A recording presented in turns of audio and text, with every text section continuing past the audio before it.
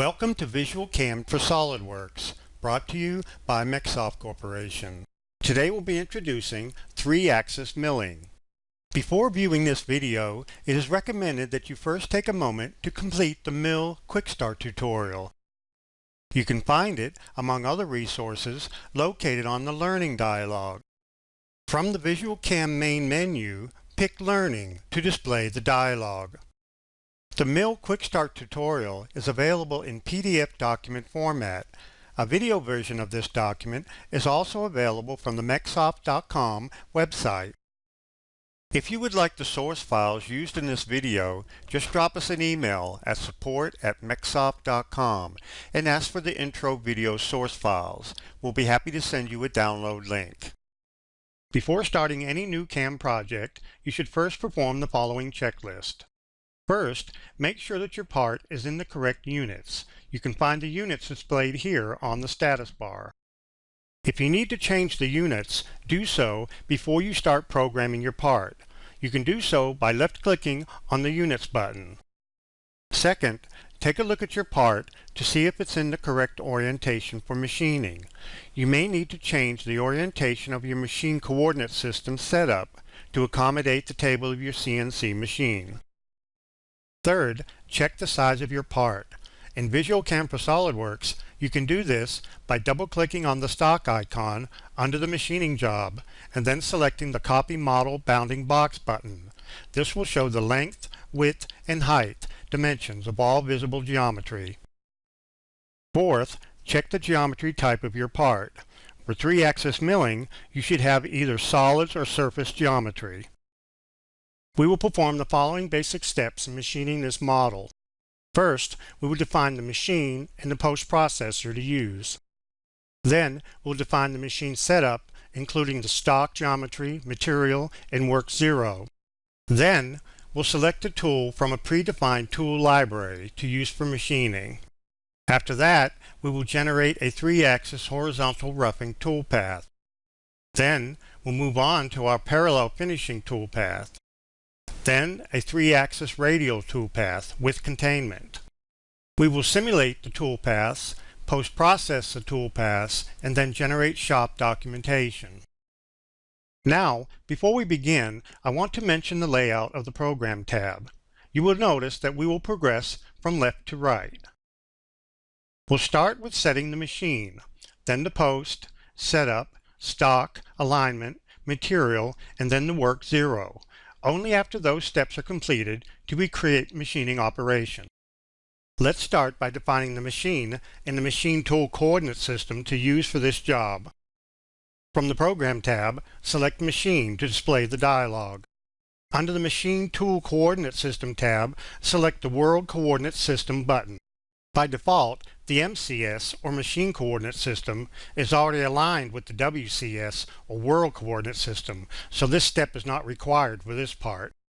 Now select the Machine Tool Definition tab. Under Machine Type, set Number of Axes to 3 axes. Pick OK, and notice that the machine type now appears under the machining job in the machining browser. Next, we'll define the post processor. From the Program tab, select Post to display the dialog. For the current post processor, select HOS from the list of available posts. Then set the Posted File extension to NC. Other file extensions are available depending on your machine requirements. Pick OK and notice that the post type now appears under the machining job in the machining browser.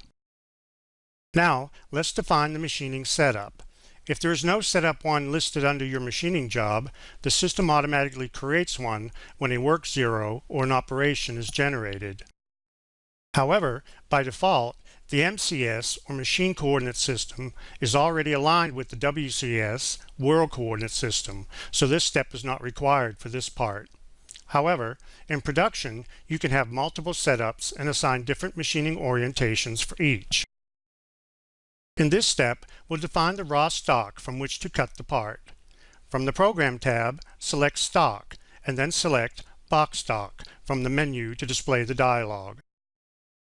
First, we'll select Copy Bounding Box. the system analyzes the part and displays the maximum dimensions of the part. Then we'll set the height to 3.75 and leave the length and width set to the computed part boundaries. Note that the stock dimensions you enter here are measured from the corner of the bounding box selected in this dialog. Pick OK and notice that the stock type now appears under the machining job in the machining browser. If the stock does not display on the screen, select the Stock Visibility icon located at the base of the machining browser. With the stock displayed, we can see that the height of the stock leaves extra room to cut the part in the Z-axis. Once the stock model is created, you can move it in alignment with the part if needed. From the Program tab, select Align to display the dialog. Since the base of the part is nice and flat, we want to align the stock flush to the bottom of the part. So for Z alignment, we select Bottom, and for XY alignment, we select Center, and then pick OK. The stock is now aligned flush to the bottom of the part in the Z-axis and centered in the X and Y axis. Next, we'll set the material for the stock geometry. From the Program tab, select Material to display the dialog.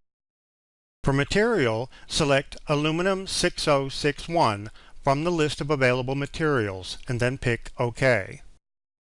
If the material texture does not display on the stock, select the Material Texture Visibility icon located at the base of the machining browser.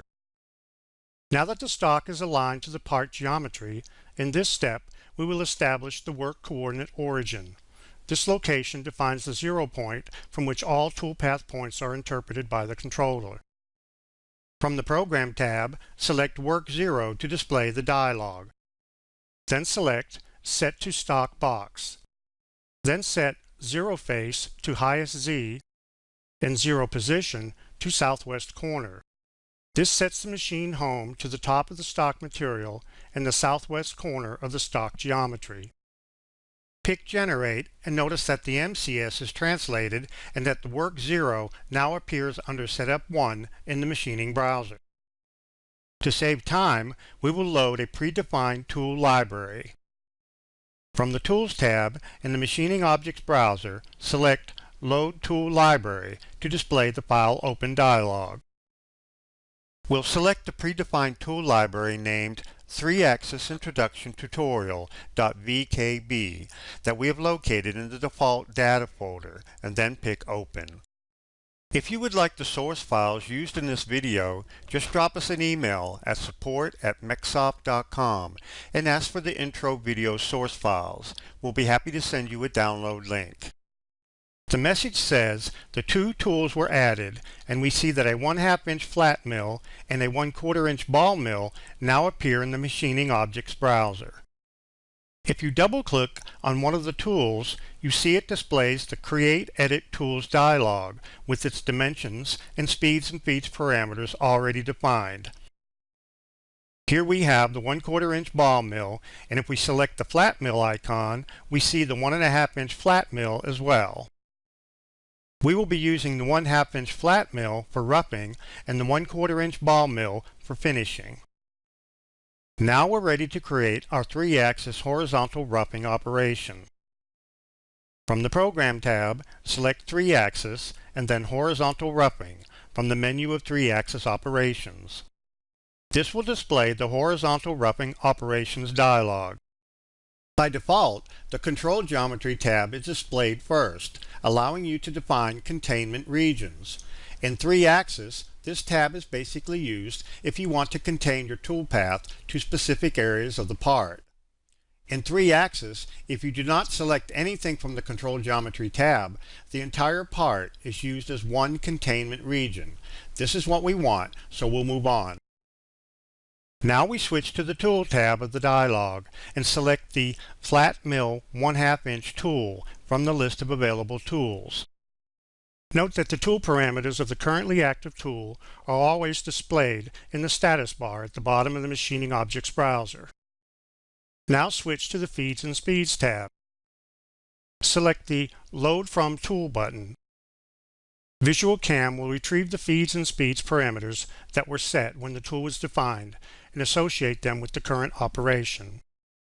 Next, we'll switch to the Clearance Plane tab.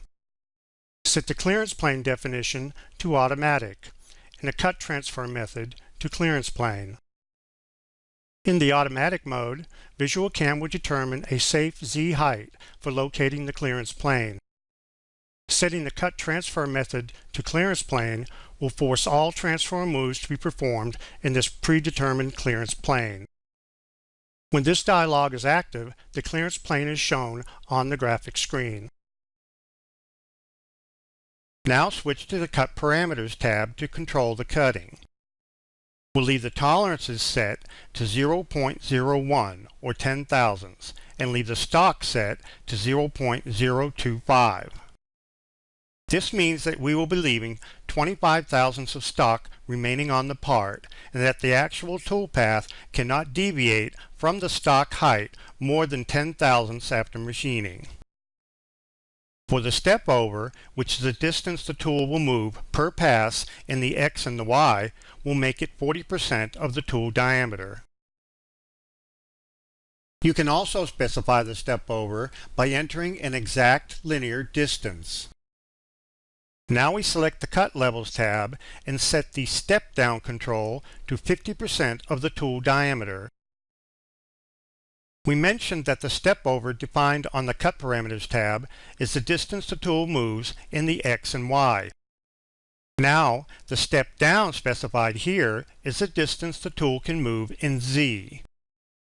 This means that each Z level cut in the roughing operation will remove 50% of the tool diameter, which in this case will be 1/4 of an inch.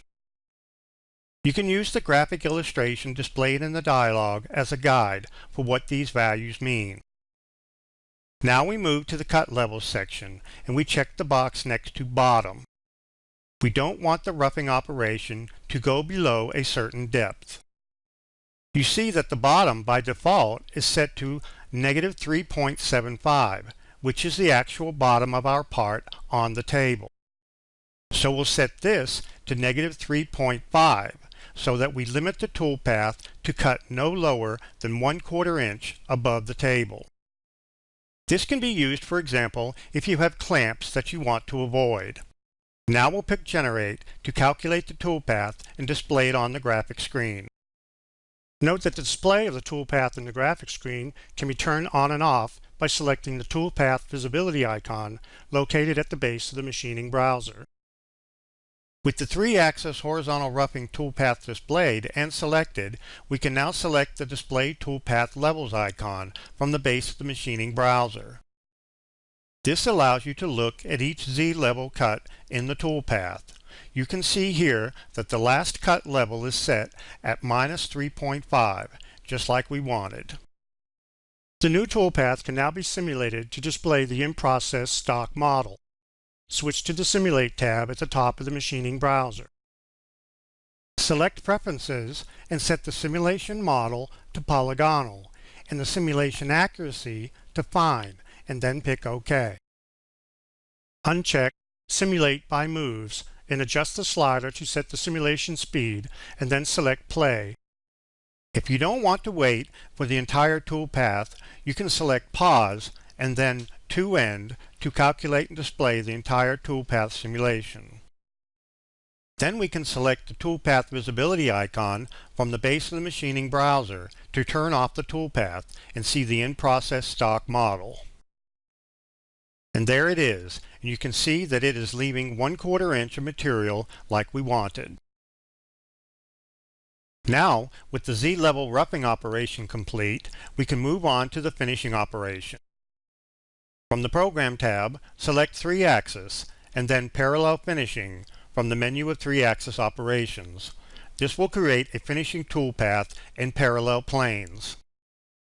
This will display the Parallel Finishing Operation dialog.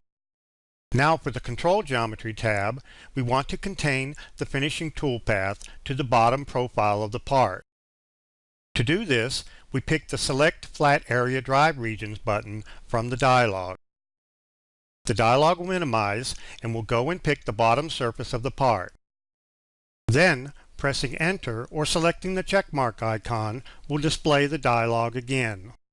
The system automatically creates a boundary around the flat surface that we picked and adds this machining region to the list on the Control Geometry tab. Next, we'll go to the Tool tab and pick the ball mill 1/4 inch tool from the list.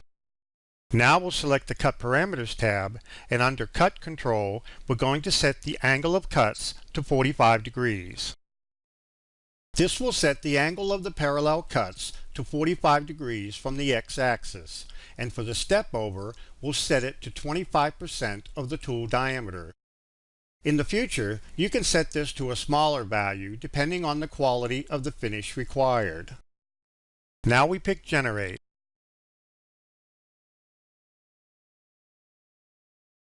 Once the toolpath is calculated, we'll select the Display Toolpath Visibility icon again. You can see that it's cutting in parallel planes at 45 degrees, and you can also see that it is contained to the outside perimeter of the base of the part. The new toolpath can now be simulated. Switch to the Simulate tab and pick Play. You can see that the tip of the tool does not pass beyond the perimeter.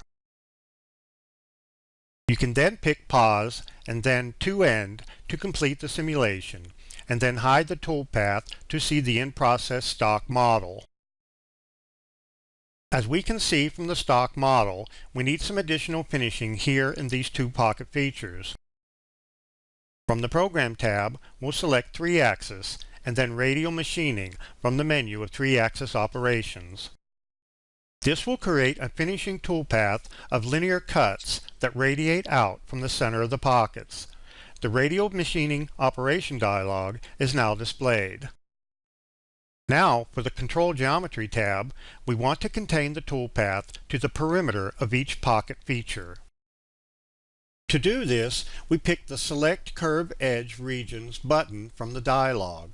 The dialog will minimize, and we'll go and pick the 3 perimeter edges around each of the 2 pocket features. If you right-click on an edge and pick Select Loop, all 3 edges will be selected. Do this for both pocket features.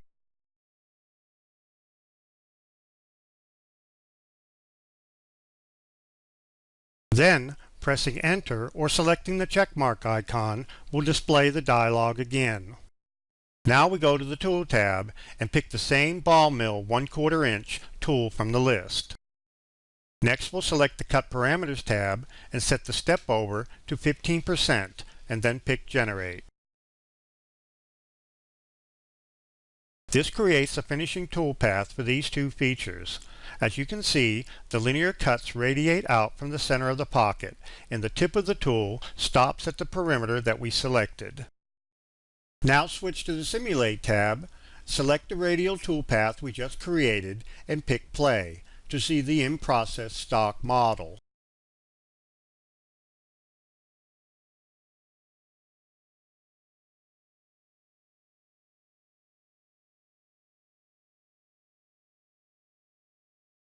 Now, with the toolpaths complete, we're ready to post-process to an output text file containing G-codes that can then be sent to the machine tool to actually machine the part.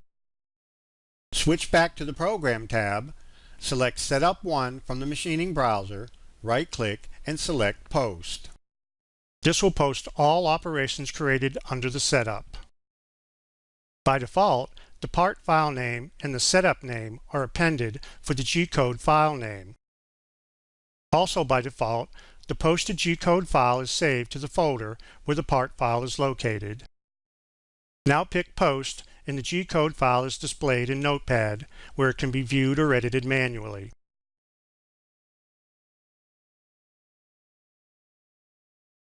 At any time, you can create an informational report of your machining operations.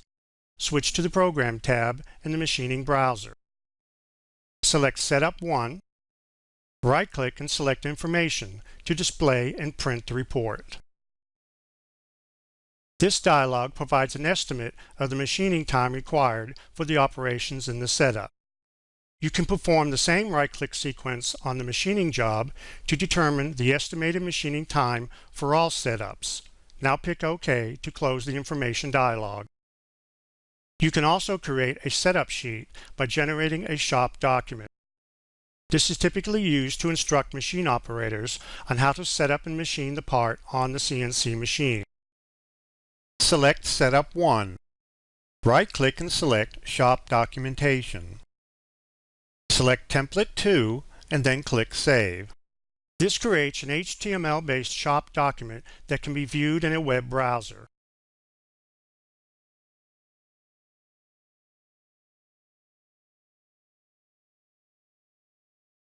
As you can see, this setup sheet template contains a summary at the top, including your stock dimensions, followed by your tool list and then details about each operation. You can perform the same right-click sequence on the machining job to generate shop documentation for all setups. For further assistance, you can visit the online help supplied with the program or visit www.mecsoft.com for additional tutorials. Thank you.